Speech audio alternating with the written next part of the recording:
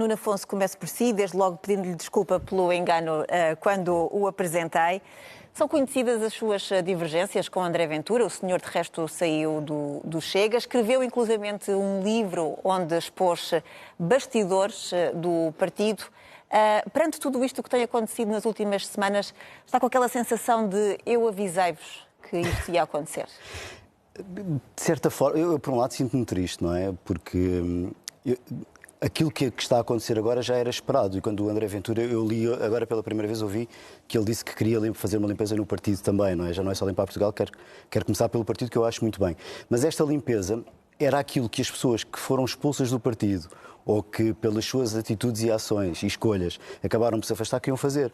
Portanto, o resultado que temos, e aconselharam, eu falava imenso com ele e dizia, esta pessoa é isto, esta pessoa é aquilo, discordava da forma, e a minha discordância com o Partido Chega é mais de forma do que propriamente ideológica. A questão não é assim que se faz política. Não... E o que é que ele respondia quando o aconselhava a mudar, nomeadamente, este tipo de critérios de escolha das pessoas? O André tem uma resposta típica que usava muitas vezes comigo e usa ainda hoje, que eu de vez em quando falo com alguns deputados que estão eleitos e eles dizem-me como é que decidiram isto ou porque é que decidiram fazer aquilo. Eu respondo, o André respondeu-me aquilo que responde quase sempre, que é confia em mim. Portanto, ele e acha é um líder autoritário. E acha que os eleitores do Chega vão confiar nele neste momento? Eu acho que há uma cegueira ideológica muito grande por parte de quem ainda vota Chega. E eu tenho visto isso nas redes sociais depois de tudo aquilo que se tem passado, a quantidade enorme de pessoas que ainda defendem. Mesmo com este caso de pornografia de menores? Mesmo com este caso. É impressionante, mas sim, porque o André Ventura ontem esteve muito bem, há que reconhecer, quando falou à porta do gabinete dele, porque ele consegue dar a volta e virar as coisas a favor dele. E, sobretudo, e eu já tive a oportunidade de dizer isto, partidos como o Chega, vivem dos disparates que os outros fazem. E ele aponta-os todos muito bem e vai elencando todas as outras situações. E é isso que os apoiantes do partido ainda fazem, veem nele como uma pessoa que aponta aos erros dos outros. Mafalda, e André Ventura também tem a mesma habilidade que tem a apontar os problemas dos outros, a defender-se daqueles que existem na sua própria casa? Olá, boa tarde a todos. Bom, André Ventura, se tem uma habilidade, é a habilidade da comunicação. Quanto a isso, há maus populistas e há bons populistas, no sentido em populistas eficazes. E André Ventura é, obviamente, um populista muito eficaz. Agora, não é por um líder que se propõe a limpar Portugal, vir rapidamente correr com pessoas que são apontadas alegadamente criminosas, e neste caso confessadamente criminosas, que faz dele um bom líder. Quer dizer, sabem quem é que também é muito rápido a correr com dissidentes e com pessoas que não estão alinhadas? Os líderes de gangues mafiosos. Continuam a ser líderes de gangues mafiosos por causa disso. Portanto, isso não faz dele um bom líder. As pessoas que votaram em André Ventura para limpar Portugal esperavam que ele fizesse mais do que limpar a sua bancada. E um partido que quer limpar Portugal não se pode apresentar ao país com as mãos sujas, que é o que acontece neste momento. E depois, quando André Ventura faz da sua proposta de valor ser um partido diferente, a verdade é que sim, é diferente para pior, porque quando nós olhamos para a taxa de problemas com a justiça que esta bancada tem, quer dizer, são 20%? Mais de 20% dos deputados que têm problemas com a justiça. Isto é uma coisa... Todas as bancadas têm pessoas com problemas na justiça, mas isto é uma taxa de facto nunca vista.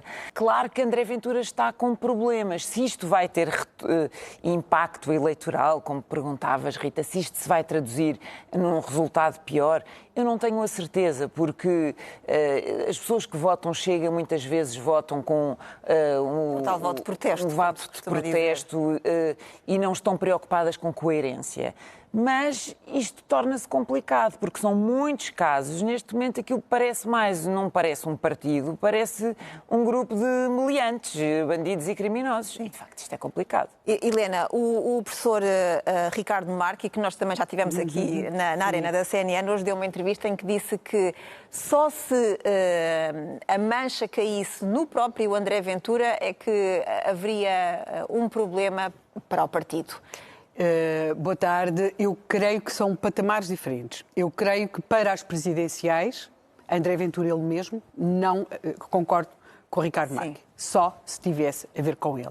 Aliás, creio que nas presidenciais ele até pode capitalizar a forma como tem respondido a isto. Aqui não há a justiça o que é da justiça, a política o que é da política, não há nada disso. Outra coisa serão as autárquicas, porque as autárquicas expõem aquilo que nós estamos a ver aqui, expõem espalhado por todo o território nacional, e que é a dificuldade de recrutamento por parte do Chega.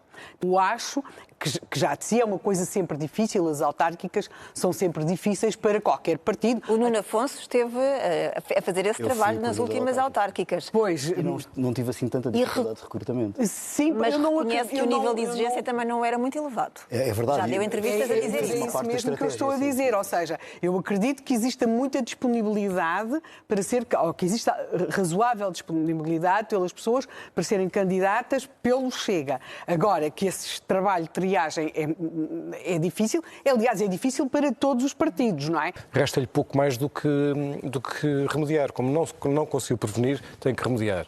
E, portanto, quero mostrar que é diferente dos outros líderes e que não é complacente. Depois, pelo meio, ele é muito eficaz, de facto. É mesmo preciso reconhecer o mérito da retórica e da oratória de André Ventura, e ele é muito, muito forte nisso. Seja porque às vezes confunde assuntos propositadamente, ontem também fez isso, confundindo casos que não são comparáveis, na minha opinião, seja mostrando essa espécie de virilidade política que é comigo isto não passa. Comigo isto não fica como está, as coisas mudam imediatamente. Mas é um recurso. Mesmo quando é o ataque, na verdade é uma defesa, é um recurso que lhe resta num momento como este. Até pelo seguinte, de facto, há muitos deputados do Chega envolvidos em casos de justiça, incluindo o próprio André Ventura. Não concordo, acho que as pessoas não votaram num partido. Eu também. Eu acho que as pessoas literalmente votaram numa instituição. Eu sei, mas na prática... Ventura não é o Chega. Votaram num homem, mas e esse homem não é muito diferente. Mas votaram num Confiaram homem nele. E que votaram num homem, e enquanto esse homem aparecer a apresentar-se como alguém que é alheio àquilo, ele conseguiu ter uma espécie de dissociação com aquilo que criou, que é aquele partido. Todas. Sim, claro. André Ventura, no Congresso de Viseu, pediu uma carta branca para escolher ele os deputados. Depois isto foi tudo chumbado pelo Tribunal Constitucional. Mas ele tinha, inclusivamente, o poder de nomear e exonerar os presidentes distritais. Portanto, todo o aparelho do partido era dominado por ele. E, aliás, por isso é que chumbou no Tribunal Constitucional. Portanto, eu concordo. As pessoas, quando votam naquela pessoa. Afonso, a propósito daquilo que estava a falar, da questão das 6 convenções em 5 anos de Chega, isto mostra um partido que está refém do seu líder.